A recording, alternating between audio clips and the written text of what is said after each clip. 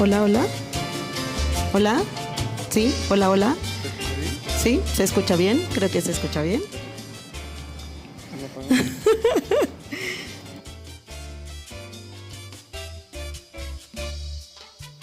No. Ah, sí, ahí está. Una vez que inicia la sesión se quedan encendidos.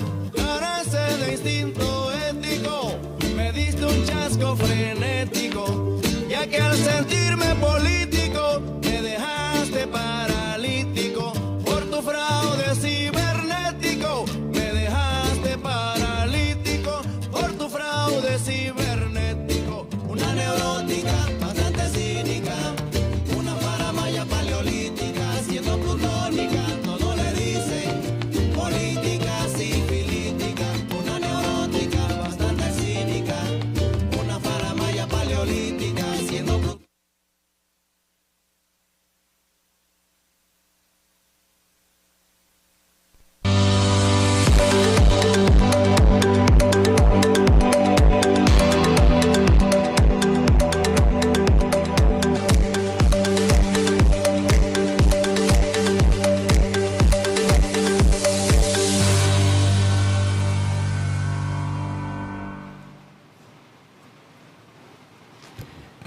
Hello, good afternoon. Thank you for joining this plenary. And before we begin, we have a few announcements for you. After the plenary, shuttles to Hotel Mission de Los Angeles and downtown will depart from the venue at 7:20.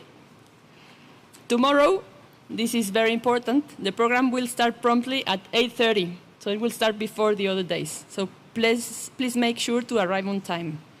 If you are taking the shuttle from the Zócalo, next to the telecom building, or from the Hotel Mission de Los Angeles, please be at the pickup point at 7:50 to ensure an on-time departure.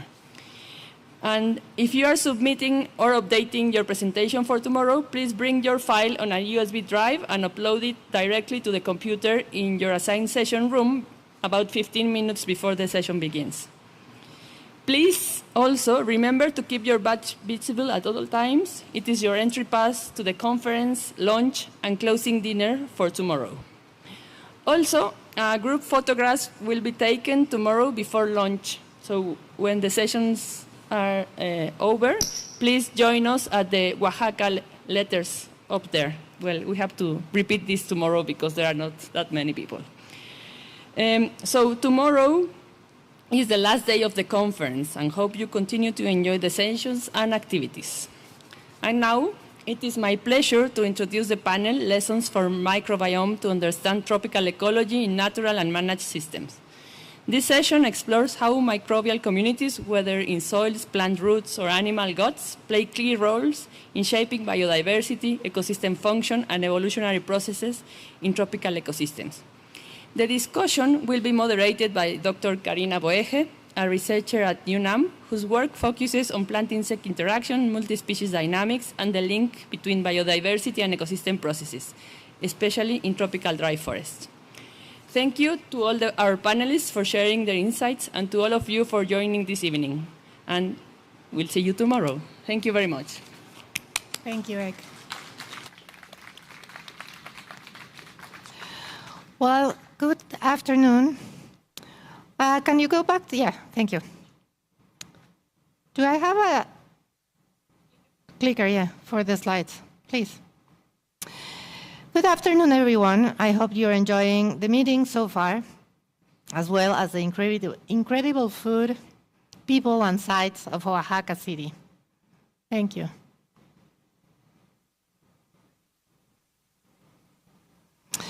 And thank you for joining us today for this important discussion on the role of microbiomes in tropical ecosystems.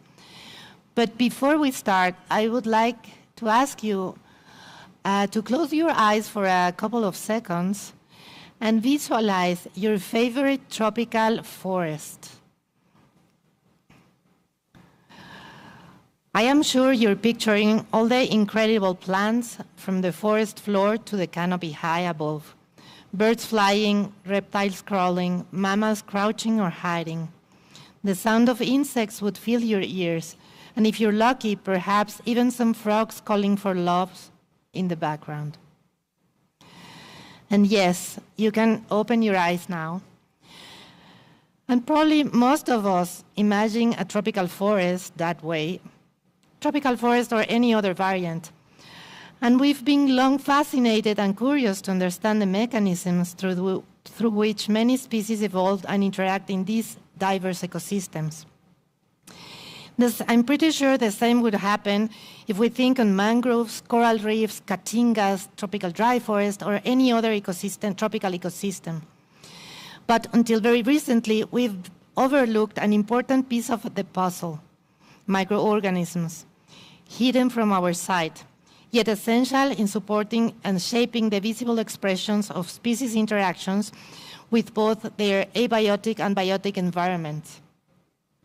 Microorganisms, bacteria, fungi, archaea, and other microbes represent the largest portion of Earth's biodiversity and are fundamental drivers of many, if not most, ecosystem processes and interactions, if you all agree.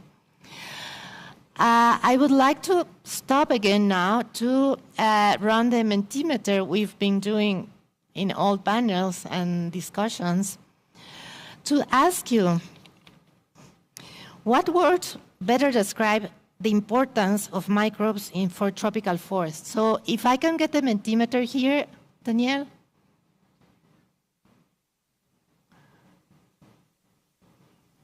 Yeah, so if you can go into the Mentimeter with your cell phones and think which words better describe the importance of microbes for tropical forests or tropical ecosystems.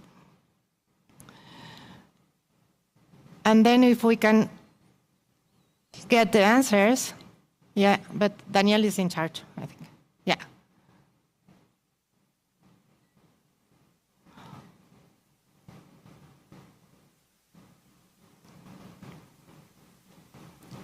Can we look at the answers? Yeah.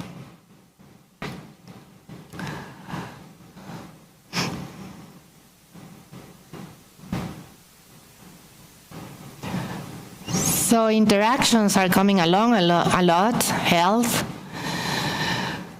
decomposition, food, fundamental connectivity, resilience, nutrient recycling. Good. Okay, I think that's a pretty much diverse thought. So, as we will learn today, they indeed, as most of you mentioned, they mediate nutrient cycling, decomposition, soil fertility, plant growth, disease resistance, plant-animal interactions, and even animal behavior. Yet we are only beginning to understand their roles and relevance for tropical ecosystems. So today's panels will explore how microbiome research is transforming our understanding of tropical ecosystems, which are among the most biodiverse and ecologically complex environments on Earth, and explore how this knowledge can inform conservation and restoration strategies. So, to answer how microbiomes can contribute with this understanding, I'm thrilled to present you to today's panel. And we have Sumashini Sundarahan, a PhD student from the University of Illinois Urbana-Champaign in the USA. And she studies plant-fungal interactions in Western Ghats in India. Welcome, Suma.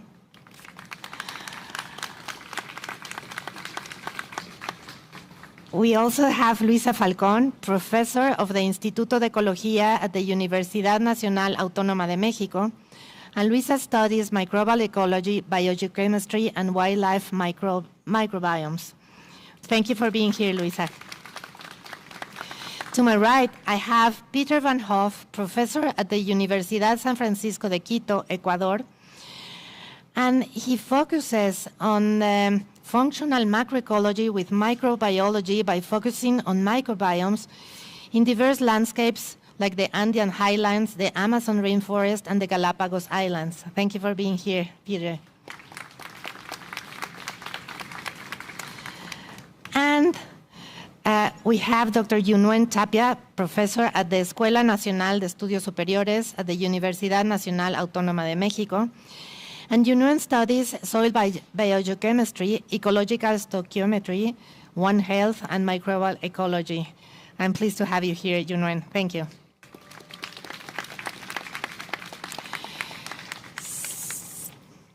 So we will start with the first round to think, and I will ask you to answer, where is the microbiome in a tropical ecosystem and what microbiomes do at the functional level? So we will start discussing why they are functionally important. So, Luisa, do you want to? Well, thank you so much for having me here. It's a pleasure to be part of this panel. Can you hear? Is that? Yeah, it's on. Yeah. I think that's better now, right? Yeah. It took a little bit. Thank you. And it's great to meet old colleagues, young colleagues, and be with all of you here. I wanted to start simply saying that we live in a microbial planet. There are more bacterial and archaeal cells on Earth than stars in the known universe. So this is really a bacterial planet. Bacteria and archaea are involved in every single metabolic process. And we now know how relevant they are for the lives of all macroorganisms. That's what we call the microbiome. And throughout this panel, we're going to be discussing with different examples on how we've been acquiring this knowledge and incorporating it in what we consider an ecological system. So thank you again for having me here. Okay. Suma, do you want to go? Can you hear me? Yes. Okay. Thank you, Karina, for having me. And I think it's a great opportunity for a PhD student to be sitting with everybody and discussing. I'm going to talk about the microbiome that I'm most familiar with. I study plants and fungi. So most of you in the room might be familiar that fungi are the anchor, which lifted life out of the ocean and they greened the planet. Mycorrhizal symbiosis are so important in tropical forests. They promote plant growth. They are important for, they decide or they influence how plants interact with soil, with other plants, and therefore they affect plant populations and ultimately plant diversity. Although mycorrhizae are very popular, I'd like to move the slides. Yeah, this is just a brief summary of the different types of mycorrhizae and the kind of functions that they perform. Although mycorrhizae are the most popular microbes, we also have microbes in pretty much every tissue of the plant. And we can see that here, both bacterial and fungal diversity in different tissues. And what is missing here is the seed microbiome, and that's what our group studies. And we are beginning to learn that even seed microbiomes can be pretty diverse, and they impact seed survival in the soil and also seedling establishment.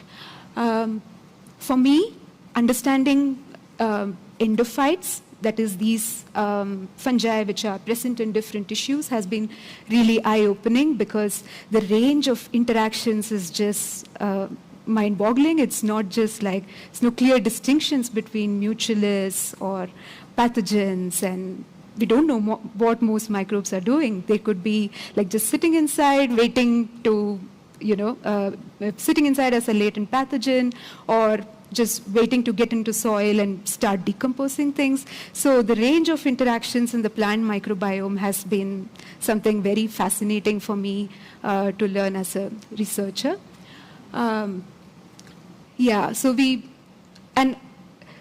not just beneficial interactions, but I also think that pathogenic interactions are important at the community level for tropical forests. So we have density-dependent mechanisms by which tropical forests coexist. So it's not that one type of interaction is important. So there are a whole range of interactions, and they contribute in different ways to maintain plant diversity. Great.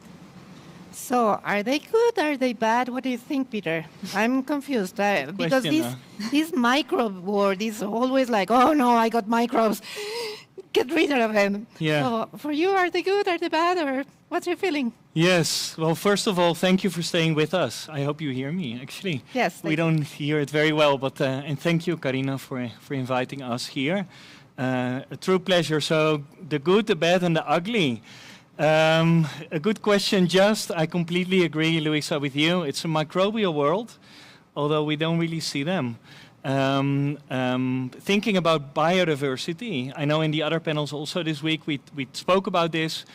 Biodiversity, every system that is diverse, and especially biodiverse, is more stable. But we always think about the things that we can see. So if we go to the micro biodiversity, which for the first time this COP, in the last COP in Colombia, was really taken into account. It's absolutely the same rule. So we saw savanna, we saw tropical wet rainforest, and we saw all the interactions. The savanna is the microbial world. Yeah, so there's predators, there's symbiosis, like your mycorrhizal fungi. So I think this is extremely important to understand, that the same ways that we explain the relationship between macroorganisms is also what is happening on the micro scale in this case. Yeah. So just connecting a little bit to what you see behind me, I study mostly plant-microbe interactions in diverse landscapes around the equator, and we usually work with soil in this case. So a handful of soil, just to remind you that it has a lot of life. Joanne will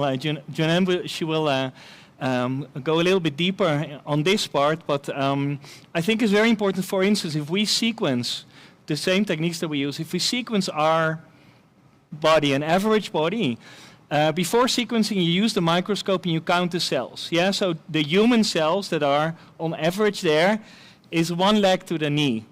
That is the amount of the human cells that you will count. The rest of my body, if this is an average body, it's not a human cell. It's microbes all over. Yeah. So if you're healthy, maybe you have 800 grams of microorganism in your stomach, for instance, after a nuclear bomb and antibiotic. Yeah. This is a nuclear bomb for your system. You have 200 grams, and hopefully you recover in 3 weeks. Some people take 2 years after an antibiotic treatment. Sometimes it takes 2 years before your gut microbiome is in balance again. No? Other people, it depends on your genetics, can be 3 weeks. So this, if you sequence this body, it's your toes of one shoe, 1 foot. Yeah. So the toes are the 23,000 human genes that are in an average body, and the rest, they're genes that are not annotated to humans. So the good, the bad, and the ugly, if we look at ourselves, we're more something else than human in this case. Yeah. So it's also here the same for the plant microbiome, which is a little bit my focus. If we sequence the plants have usually double the genes. The genome is much bigger. So that's also why in this case you also find the plant genes, but everything else surrounded. Yeah. The good, the bad, and the ugly. Responding to your question very quickly, please don't be bitter. I know that the pandemic messed up with our minds, and everything that is like, that might be micro, is something bad. It's absolutely not what is the consensus. It's absolutely more good functions. There are some bad, plant pathogens, but also our pathogens are considered bad, and the ugly are the plant pathogens that are on our food that we eat and make us ill also. So in this case, I think it's a little bit of all, but the answer is it's mostly good functions and good microbes. Great, thank you. And what's going on with the biochemistry and microbes? How do they work there?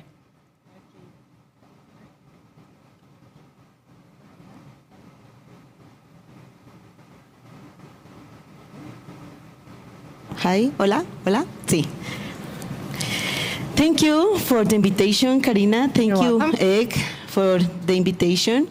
And thank you all for being here to thinking together about this trending topic. I think this is a trending topic right now. So I want to say something that is very important for me, that I'm in love with soil. So from that, I really want to take, say some ideas, kind of different, because when you think about microbes, microorganisms, you can think in bacteria, you can also think in fungi, mycorrhiza, rhizosphere, or something like that, phyllosphere. But there is another topic that is very important when you think in microorganisms that maybe are boring, maybe like that, is elements, carbon, nitrogen, phosphorus, sulfur, that are very important for life. So because if you don't have elements, you cannot build biomolecules, so you can construct life. So this is very important for me to see how microorganisms have an impact in the organic matter decomposition in soil. So for me it's very important to see that. And if we have put the slide, another slide, please. Yeah, another one, no, the other one, that one. I want to direct your attention on this image. This image is very simple, sorry about that, but at least we can see different important processes that are regulated by microorganisms. So in this image, you can see the pools in yellow or orange, and then we can see in blue arrows the process. And then you can see in black arrows the process where bacteria are involved. So this is very important for me because at the beginning of this scheme, you can see soil organic matter molecules that contain carbon, nitrogen, phosphorus, sulfur. And then for breaking down this organic matter to a small inorganic matter that serve as nutrients, not just for plants, but also for microbes, you need to depolymerize that organic matter, and then you need to the mineralization and nitrification and solubilization and different steps that are carried out by microorganisms or regulated by microorganisms. So you cannot decompose this organic matter without the presence of all the microbiome that are coexisting in the soil. So for this first moment, I think the microorganisms are the organisms that feeding the life in this planet. Thank you, Yunwen. And maybe to jump into the next question, what about animals? Because we've spoken about plants, mycorrhizae, soils, decomposition, but I know, Luisa, that you have done excellent work with wildlife. And where are those microbiomes in animals? I have to say that I'm a microbial ecologist from the beginning, and I got into studying wildlife with colleagues that work especially with bats, rodents, but we also work with tapir and manatee and humpback whale and alligator, and it's crazy. Like people that work with wildlife, like as many of you here, I really appreciate what you do, because for a classical microbial ecologist like me, it's very complicated to think in those scales. So we started analyzing what bacteria were in different parts of the bodies of different mammals. And we found fantastic things. I mean, we know now, for example, in certain bat models that we've been working on, that the microbiome changes when females are pregnant or lactating. That male bats, for example, Leptonicteris yerbabuena, that's so important in this area for the mezcal production through pollination of agaves. The males hold a steady microbiome throughout the seasons, whereas females have these switches, because we had seen that through observations, how females are changing their feeding habits depending on the reproductive stage, and we can follow that with the microbiome as well. So we know, for example, with tapir, how important the microbiome is. The tapirs are also called the gardeners of the rainforest, as many of you know.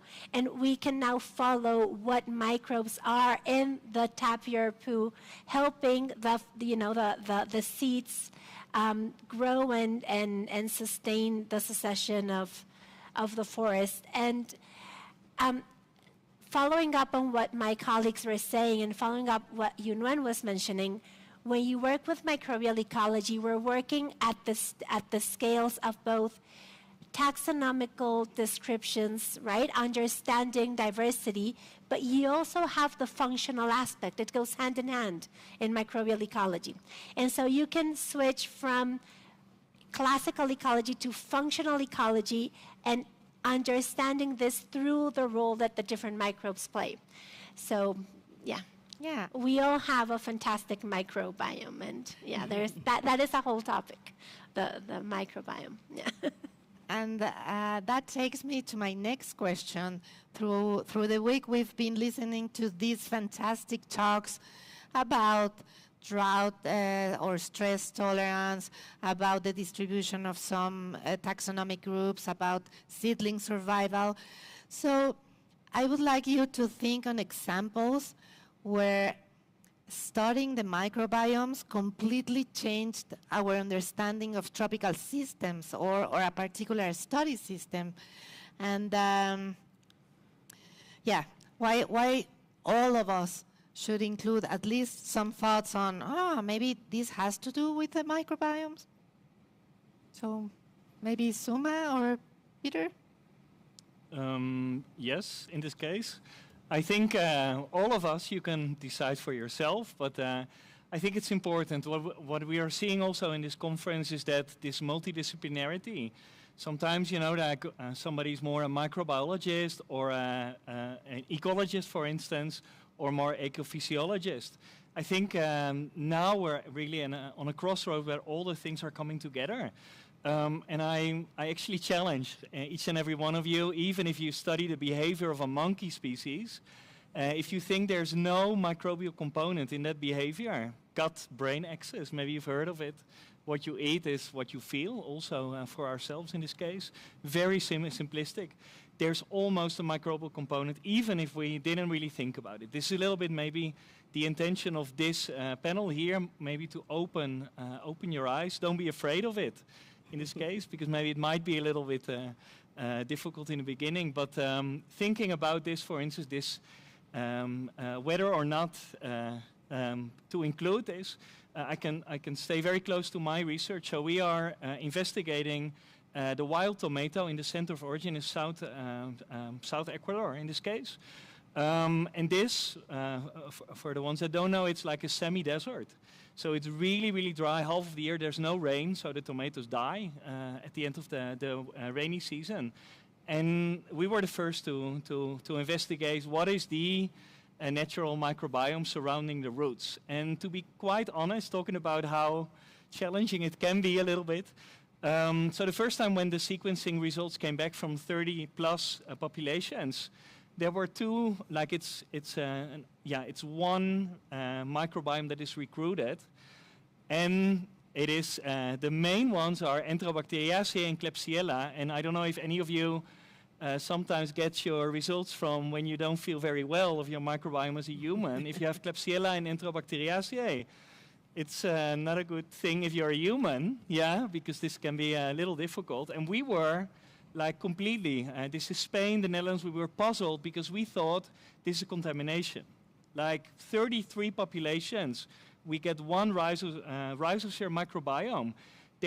We don't have anything to compare in this case because no one else has worked on it. And every step we resequenced and we did everything. And then we were absolutely sure after everything came back and it was the same.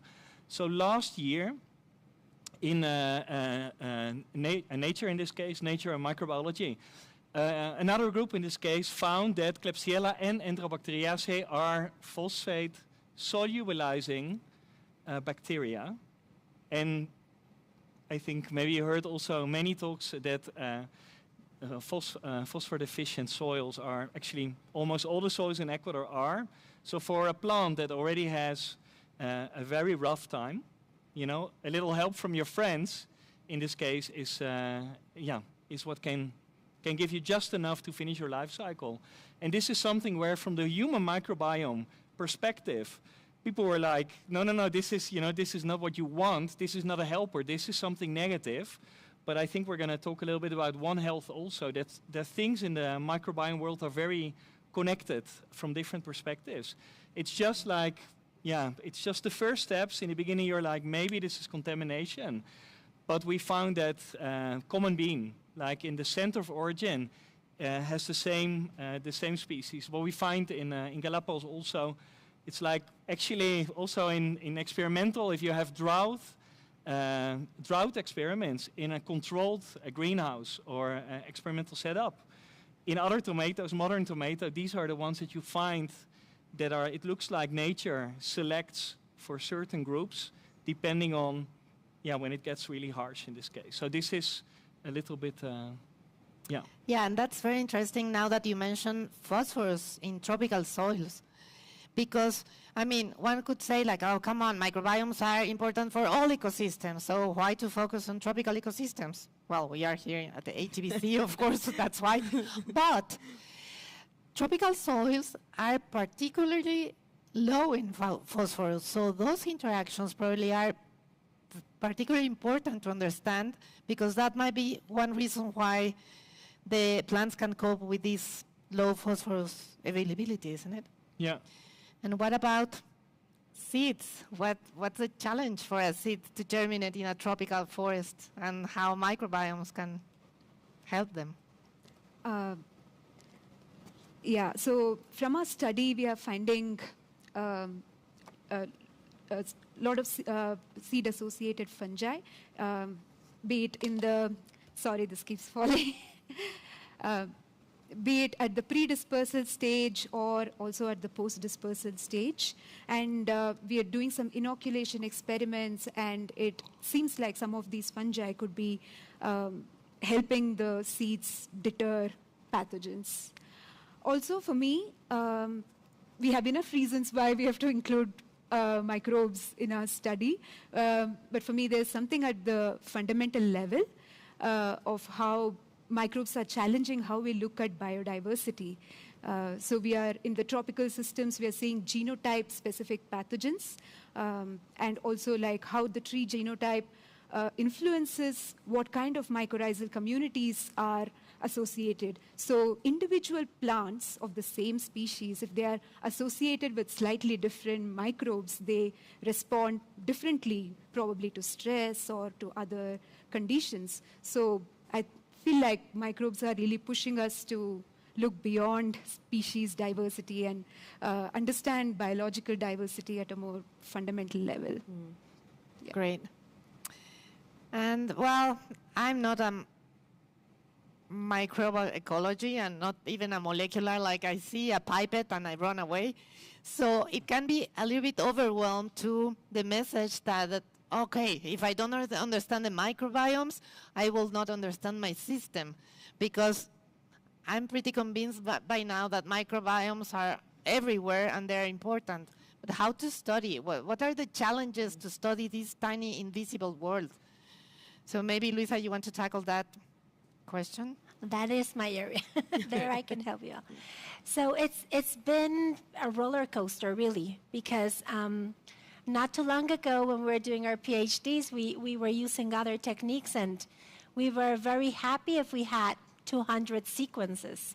Believe it or not, Suma, because right now you're the other. But technology, sequencing technology has moved so fast to, I'm sure you've heard, next-gen sequencing and the omics era. And so we now have all these tools available to actually do ecology. So it's been fantastic for microbial ecologists. We can actually plan and design, sampling trips, or we can have more than 3 samples. We can have replicates of 150, 200 samples. And there are ways to study the microbiome. So as we were discussing before, you want to know biogeography. You want to know how, if there are patterns in composition, like you would do in any ecological screening and any ecological question. So we start with what we called amplicon libraries, 16S amplicon libraries. It's this region that's both conserved but hyper-diverse that lets us understand, not at the species level, but at a sequence type level, how diversity is organized in space and time. And from there, we usually move on towards functional approaches. And there we can go to just sequencing the whole thing. That's called shotgun metagenomics. And it was developed to actually have whole genomes, but it's so diverse, actually, that when it left the human genome and went to the environment, the first study site was the ocean. And people were thinking that we were going to be able to actually have whole genomes from the ocean, but it's so diverse, even in oligotrophic open ocean systems, that we couldn't have a single genome. But so we started to develop the algorithms. So there's been this huge rise in bioinformatics. So we can actually see through both amplicon or genome sequencing these patterns in diversity. And when you don't amplify one region and you do the whole genome from environmental DNA, you will have what Junwen was talking about, those functional markers that let you understand who's fixing nitrogen, who's the nitrifying, who is making the organic matter, and when. And from that, we now know, well, we've always known, but now we know the degree of relevance, for example, of anoxygenic photosynthesis. It's there. It's been since ever. Our planet is a microbial planet, and the first half of the evolution of life on Earth was basically microbial.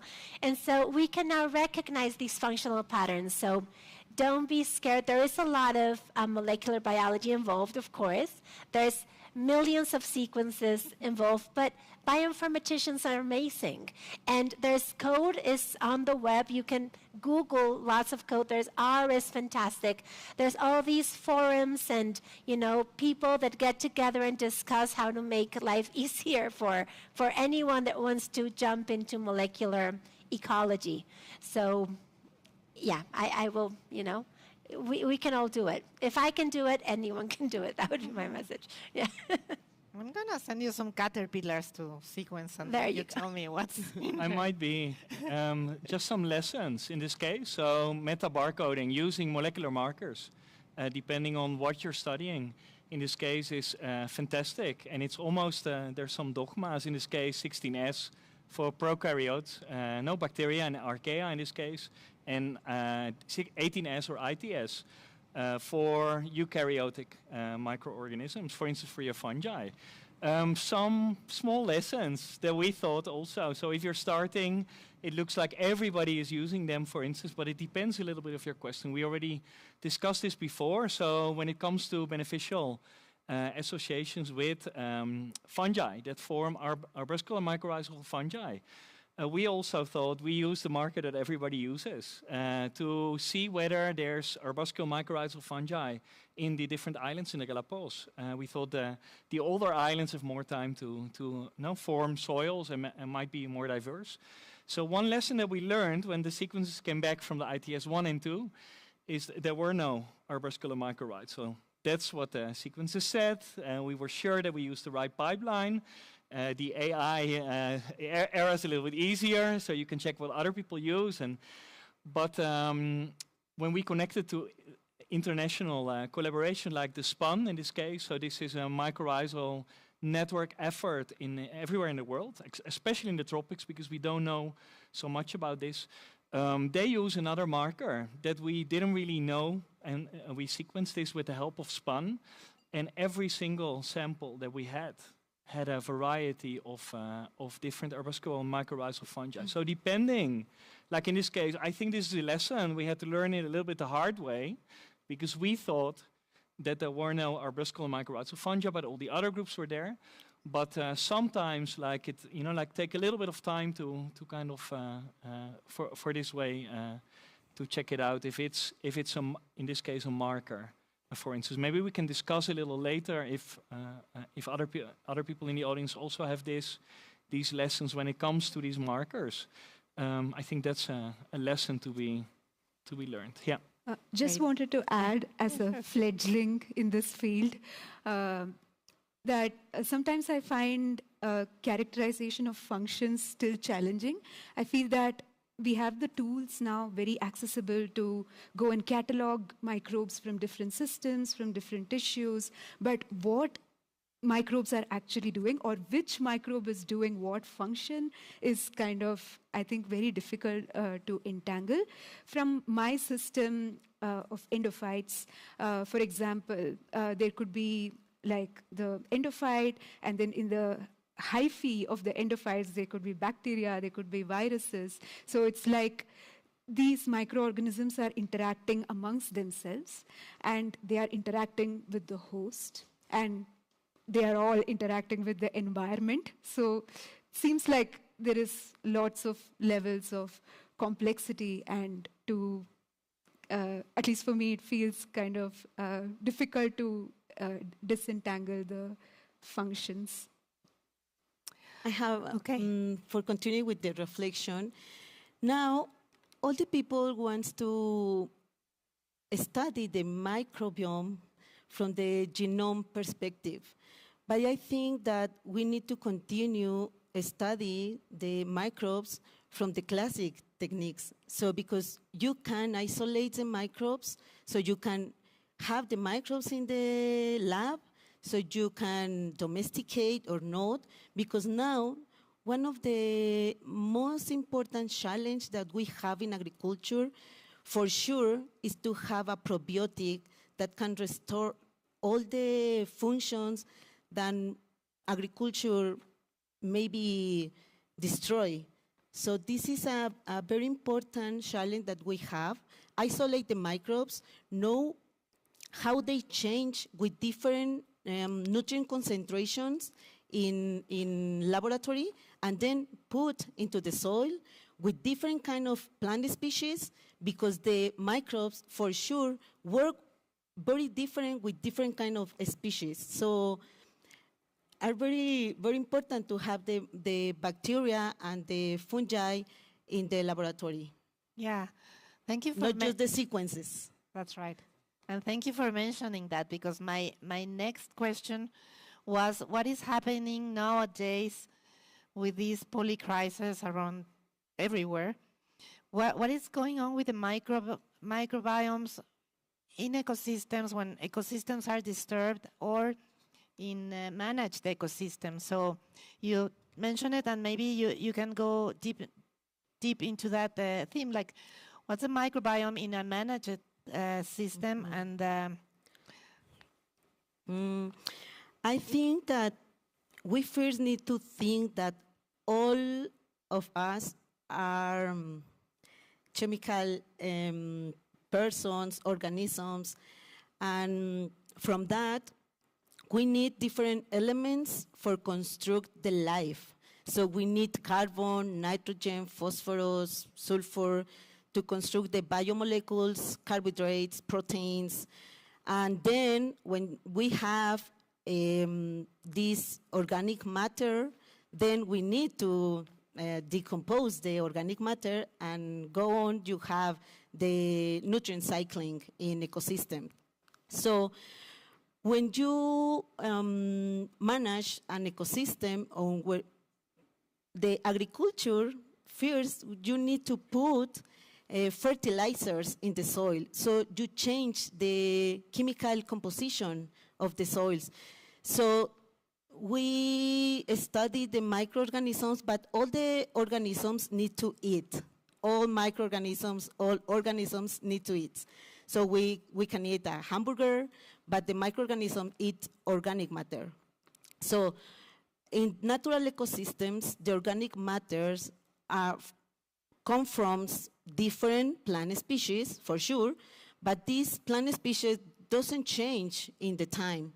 But in agricultural systems, more inputs are different, so has a very, very different chemical composition, 1 month and then 6 months. Before you have different chemical composition. So the microbes are confused because of the chemical composition of the resources. So this is a very important challenge for the microorganisms, because some microorganisms that can conduct maybe is how can I say, if the microorganism do the task of mineralization, and then there is no more that work in the soil because we have a lot of ammonium, a lot of phosphate, a lot of nitrate. So that microorganism decrease in abundance in the soil. So there is the reasons that sometimes we can see soils without the proper process carried out in the soil.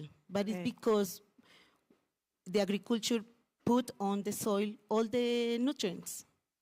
Thank you. Yeah. Luisa, for you, what's going on with the microbiomes in either natural environments or managed environments? Yes, definitely. So what Yunwen is saying is critical. I mean, it's what Pietro was talking about. You take an antibiotic, you add fertilizers to the system and have a monoculture, you're going to lose the microbial diversity. And sometimes, how do you recover that, right? That is the real question behind it. It's very complicated, but now we know that there's this component. And so there has been sessions, in this meeting of agricultural ecosystems. In Mexico, the milpa is a fantastic example of how, by not using monocultures and fertilizers, but by combining plant diversity, you actually help soil diversity. You all know that. The relationship between rhizobium and legumes, that whole relationship brings nitrogen, natural fixation of nitrogen, and eliminates the need to add and to depend on those fertilizers. And that relationship with corn, in the case of Mexico, is so important. And pumpkin, and that is the triad of our Mesoamerican agricultural system. And there's been a lot of research done understanding the microbial relationships of the milpa. And so we have to go back to our origins. We have to find new ways of curing disease and growing our food. So some examples that I've been more involved with, now I live in the Yucatan Peninsula. Mangrove forests are a fantastic coastal ecosystem.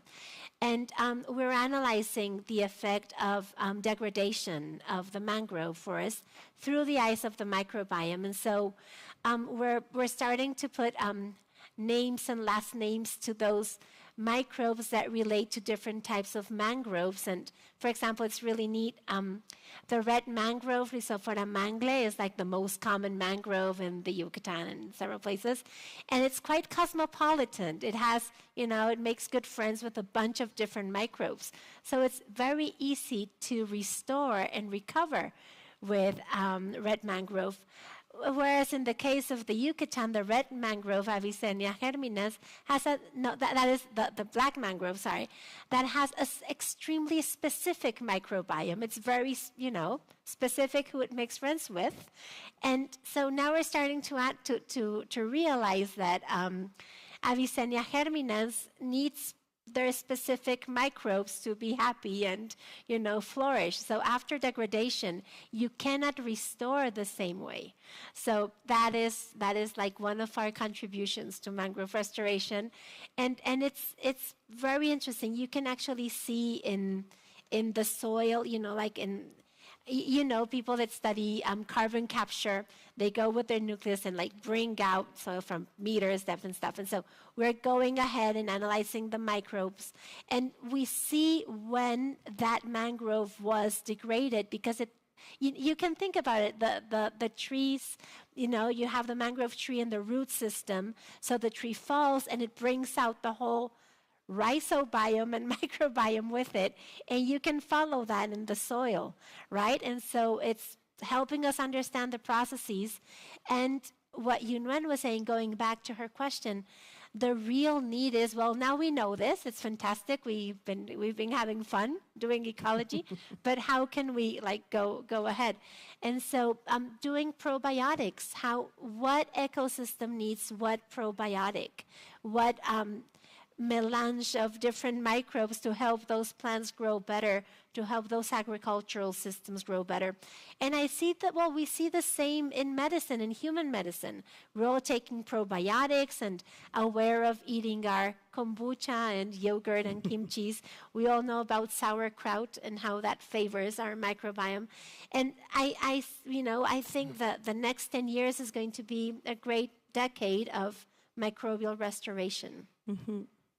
I completely agree with you, Luisa. Just to connect a little bit, thinking about agriculture, I think we all agree that this is, from our perspective, the only Homo sapiens in the world, an absolute success.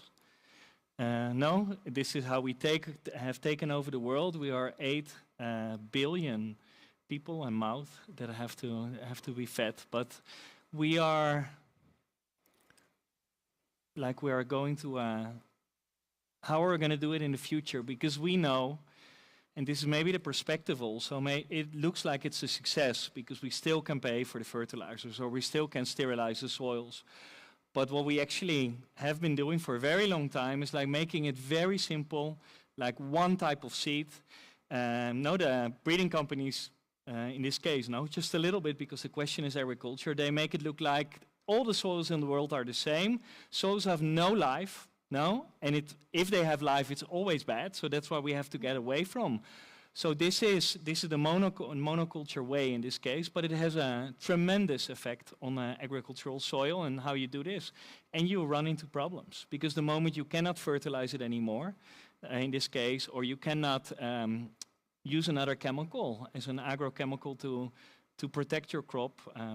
That is where we are now. No, we have so many plant diseases, and this is what we think about. But basically, just a lesson. If what we discovered when we get back agricultural soils, but was this our control? A conventional agricultural soil. Also, how do you say journals? Sorry, revistas. Journals now, if you have in this case, an agroecological approach or. They always want a conventional agriculture next to a natural soil, for instance. And they love it when it's like a huge, like when you have this crust on top of your agricultural soil, when it's a tomato production site. Like the most conventional, where all, not all, but like the conventional in this case. So when it comes back, and we thought, with all these names that you get back after you sequence your samples, how are you gonna make sense of this? How are you doing this? But almost now, so when you don't even have to know, at least in the system that we work with. So it comes back, And you see when you compare it, for instance, to the natural microbiome. So if you have the firmicutes that go up, this is from the plant. So your firmicutes go up, you double blind, you almost know that there's some sort of manipulation. Yeah? They really take advantage of this, and this is where it goes. And when it goes to the natural ones, when you don't have any help from nobody, we all know, friends, no beneficial relationship, they cost energy, they are an investment. Yeah? So when you don't have any help and you run into trouble, that's where, and sometimes it's a slight change when you go, but this is the nitrogen-fixing bacteria, the mycorrhizal fungi, for instance. And these, I think also this is the moment where we are wowed. This is really a wow site because I think in Jennifer Petrich's lab in the Lawrence Livermore laboratory, they check. So they check the elements because the language that microbes talk in the world is chemistry. So with isotopes, they can manage, in this case, mostly phosphorus, but also nitrogen. And they have a system where the fungus, the mycelium, is connected with over a tremendous amount.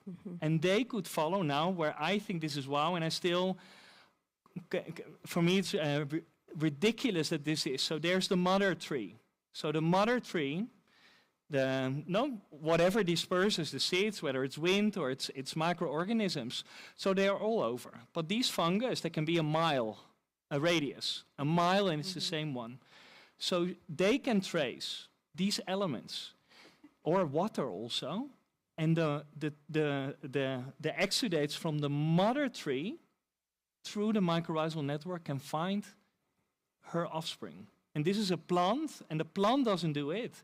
It's like an extreme, of course it's under conditions where you need to have beneficial, you need to invest. So these are big trees, yeah, or smaller plants also, but they can trace, it's like a telephone line. No, mechanistically we still don't know how it works, but there's it's almost like an Amazon.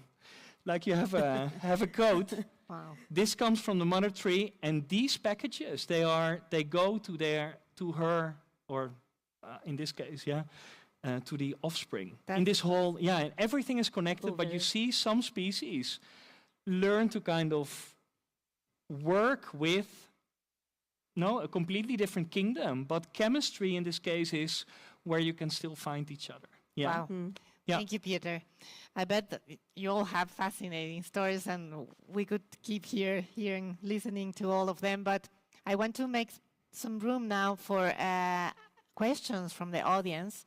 We've learned where microbiomes are, what functions they do, the challenges that we have faced to work with them, and why they are important, what's happening to them nowadays, and why they are important to restore ecosystems. So now we want to ask you if you have further questions to be asked by this panel of experts. Or comments.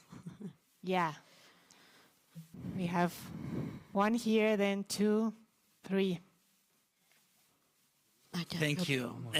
I have a comment rather than a question. Good. Is that there is also an emerging trend that is not to use single isolates to have an impact on microbial processes in the soil in agriculture, but to transplant whole communities. To take healthy soils and then put them in soils that need some amendments. Because the problem with isolates, and I agree that with Dr. Junien that it's very important to have the isolates so we can study them, see what they do. But sometimes they don't fit very well into the communities because they are so complex. There are so many interactions that it's difficult that they successfully established, but some labs, including my own, have been trying to transplant the whole communities, and it's really very successful. And we can track them with metagenomics, so see if they establish, if they make changes. So, the possibilities are huge. And well, thank you for the panel. Thank you. Yeah.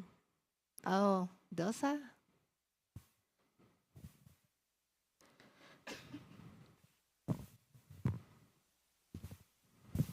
Thank you for your insights.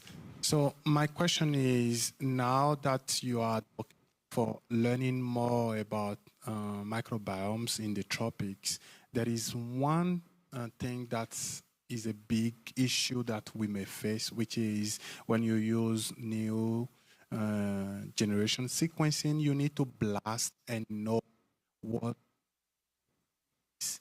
And what we have faced, or maybe we will face in the tropics, is like we have a lot of unknown.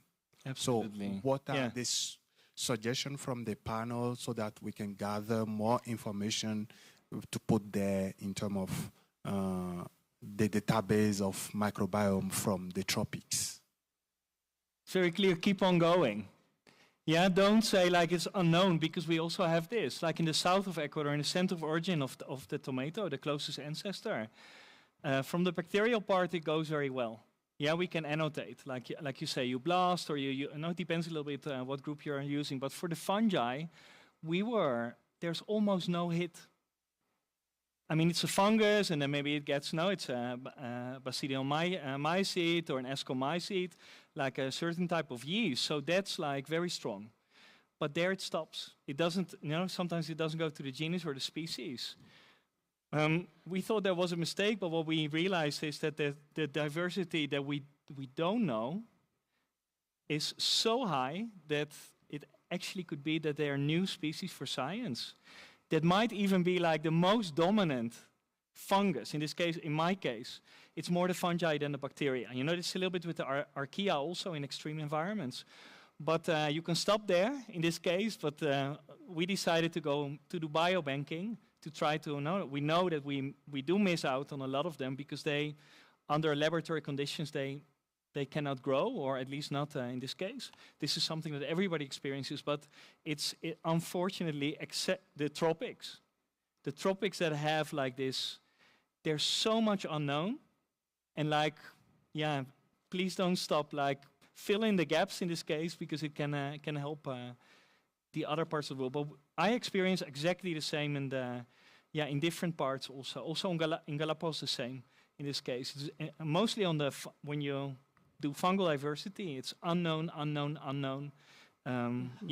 It's like the beginning of internet or the beginning of AI. Like, it needs to kind of catch up, but it's a community effort. So when we all do this, it's gonna fill up the libraries, and then we are past it. Yeah. Any other question? One here, yeah. So thank you very much. This is all very interesting. I have a bunch of questions, but I'm going to try to group it in a two-part question. So number one, I was thinking, like, how much do we know about the interactions between these microbes, and how much do we understand in order to, because sometimes we say, okay, let's take probiotics, let's use trichoderma for land use and pathogen and whatever. So how much do we understand about the interactions both in our microbiome and agriculture microbiomes in order to intervene? Or could we have some negative effects long term? And if we do understand enough, can we, for example, use probiotics to cure depression, for example? And the second question is more directed to Luisa. And I was thinking, how does, for example, herbivore microbiomes interact and affect the microbiomes of the soil in their ecosystems? So your questions are what everyone wants to answer, really. Because like my colleagues were saying, it is so diverse and it changes. It is not a static component. As anything with ecology, it changes, and it depends on, the seasons, the I was talking before with, for example, mammals. If you're pregnant or lactating, or if it's an infant, or it's like you're going to have differences in your microbiome throughout your life history. So it is quite complicated to first characterize and then understand how they're interacting. But as Pieter was just saying, the more we know, and I want to emphasize this, each single study is a grain of sand, and what we do is we deposit these sequences in public databases, and they have to stay public because you know what's happening now with big science. We have to keep those databases public because that means that then you have something to compare to, and also to know if that has never been described or if it also occurs somewhere else. And then by these millions of sequences reported and algorithms of, especially network analyses, we can start to pinpoint when there's a microbe present, there's always these other guys hanging out and making a node, a group. And sometimes there's, some repel each other, right? And so when this one is very abundant, I see a decline in these other groups. And when you add the metadata, for example, for human, because the human body is one of the most known ecological systems, and you follow up with, for example, diet and disease or health issues, then we can start to make correlations. So I don't know if we're yet with a probiotic for depression, but I know that the medical community is moving in that direction for health and disease. And preventive medicine with lifestyle and food choices and lifestyle choices, you do see a direct correlation. And that is another topic, but we can discuss it further. But there's fantastic information on, for example, neurodegenerative disorders like Alzheimer's and Parkinson's, depression, all types of things with metabolic disorder that have a component, what was first, but there is also a microbial component involved. Because as Pieter was saying at the beginning, and my colleagues were mentioning, where it's like a 3-to-1 ratio, microbial to human cells. So imagine all the metabolites and all the messaging that goes on, all those pathways that was talking about in the soil, that happens in all living. I don't know if I answered both questions, actually, with that one. And the second one was, the gut, and yeah. So I don't know when it's going to happen, but as was saying before, there is this tendency towards not replacement, but maybe reacclimatation through the microbiome. And so there are many interesting approaches, therapies towards restoring the microbiome, and that helping us restore the gut-brain axis and a bunch of conditions that come from having a distorted microbiome in the beginning. So, yes. Yeah. But there's no magic pill yet. Yeah. We have time for one more quick question over there in the middle. Thank you, Victor. Even when we know that the world is more complex than I want to say, if we put the microbes in 2 boxes, the antagonist and the mutualist, which one do you think is more important in the speciation or radiation of the other living things in the planet? Both. Wow. I think that we should all have a go at this, but I think that facilitation and symbiosis is one of the most important relationships, like by far. And from what I've seen, facilitation and symbiosis are everywhere in the microbial and in biological systems. That's my take. I don't know the others. Yeah. Yes. Yeah. We all agree on this. We all agree for the first time tonight. Yeah? Okay. No, we're in the same boat. Yeah. Both. Then, well, unfortunately, we need to start wrapping up. So I would like you to think on a take-home message for the audience. What do you want to tell them before we go to have some dinner tonight and feed our microbiomes with fiber, colors, and so on? So, Suma? From the discussion so far, I think we are making great progress in addressing the lineage shortfall in microbiota. I think we are learning a lot of different groups, and like Peter said, we should keep going despite the constraints. Just to add like a caution, we should, because this term functional redundancy keeps coming up in microbial systems, but I think we should be careful. Is it common? Like, what are we losing? If we just discussed, we might be losing a lot of microbes with land use change or other drivers, but maybe we should be a little wary of what we are losing. And I think conservation still remains like macroorganism focused. And along with those macroorganisms, if we can think about their symbionts, their associated microbiomes, I think conservation can really benefit too. Great. Yeah. Thank you, Suma. Yunuen? Okay, I was thinking this afternoon in this take-home message, so I write. So I really want to read because I have a short idea, but my take-home message is that we are chemistry. And we are all interconnected. So any change to our chemistry will affect the functions we perform.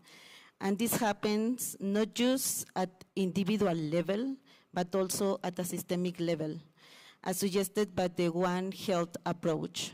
Right? This is my first take-home message. And the second one is that the genomic potential of the soil microbiome represents the real long-term food security for humanity. So this is very important to take care of all the microbes in the world. Thank you, Yunuen. Peter?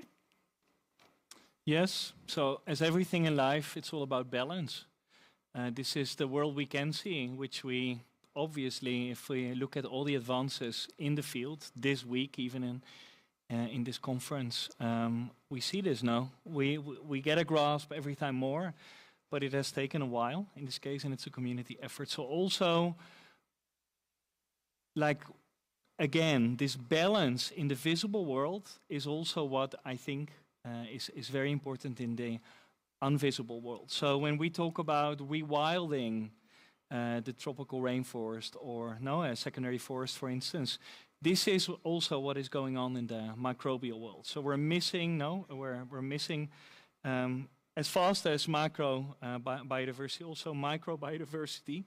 And what we don't know sometimes is the potential. So maybe you heard just very quickly, this is not rewilding, but this is where our new antibiotics come from. So if we have an emerging disease and this is a bacteria or a fungus, and we don't have any clue how we can, like where to look for a medication, this could be an antibiotic. What they do now is, we know they have like these repositories of fungal bags with fungal mycelium from different parts of the world. They inoculate the bacteria or the fungus. And just one of these metabolic fabrics or fabricas, this is going to deliver, there's new antibiotics that are, because we just if we don't have a clue where to find them, there's a microbiological potential that can help us with the biggest issues we have. So it's also rewilding balance in this case. Yes, maybe don't go for one bacteria or one fungi. It's very nice in your experimental setup, but it needs to work out there. It needs to work in a conservation part, for instance. I don't know if this is the last message, but I had a final slide very quickly to connect to the tropical biology and conservation. So there's two things that I would like to highlight in this case, if it works. Yes. Yeah, and this is yesterday a publication in Scientific Reports from the most invasive plant in the Galapagos, which is rubus. In this case, it's blackberry raspberry. And in the Galapagos system, it's very difficult to introduce, as we learned also in some of the talks this week. So they went, they tried to find candidates that are specifically only attacking the invasive destructive plant and nothing else of the endemic. And this is published yesterday in the morning in Scientific Reports. So if you're thinking about, this sounds very interesting, we can understand that it helps sustainable agriculture, but how do I use it for nature conservation? This might be. Sometimes it's local. You have to be very local in the Galapagos on a certain island, because the other island is, 500,000 or 1 million years older or younger, so the community is different. So there are some one candidate approaches. Yeah, this is, in this case here. But for instance, when you go to the mainland in Ecuador, we have a big problem with Phytophthora, oomycete that destroys potatoes and tomatoes. It's a problem everywhere in the world. There, I really hope it's going to be out very soon, but there's a consortium of 25 microbes. Between the majority are bacteria and fungi. So this Phytophthora, like the natural response of nature that they found in native soils that have a certain natural, like a disease-suppressive soil, which in this case it's not a physical chemical property, but they found that there's like a core microbiome that these soils have in the Andes that are not there in agricultural systems, for instance. So this is never one species. They could narrow it down to 24, 25, and this is like, if you have these 25 in your system, then your disease, like in this case, it's a little bit more towards agriculture because that's where it goes now. But these are two examples where you go for one fungus or for a consortium in this case. Peter. And this is, I know. That was a long It's a very long take-home message, but yes. No, we need to really wrap up. Luisa, please. It's enthusiastic. It's fine. It's Sorry. Fine. We all get enthusiastic. Luisa? So, yes, microbes are everywhere. We're made of microbes. And just remember, the oldest evidence of life on Earth are communities made of microbes. And through interaction, metabolic complementation, life continues to exist on this planet. So strengthen the networks of collaboration, bring in different disciplines, make it as most transdisciplinary as possible. Think more as a microbe, where no microbe can live on its own. It depends on its buddies and friends to, complement and go, and they're everywhere. They're everywhere through sharing and recognizing that differences are fantastic and just making really big groups with the microbes you like the best. So, thank you for having us, Karina. Thank you. And I will thank all of you for such a wonderful time to think on this tiny invisible world. And please join me to thank our panelists today.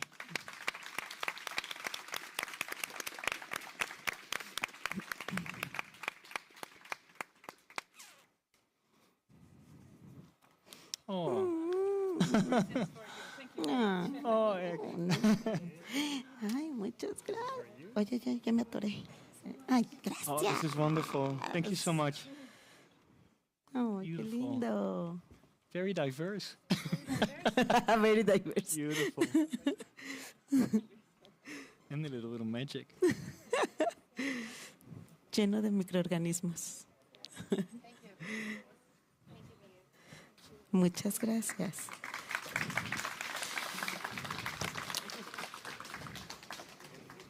Thank you, Ek. Wonderful. Ay, gracias, Ek. Gracias.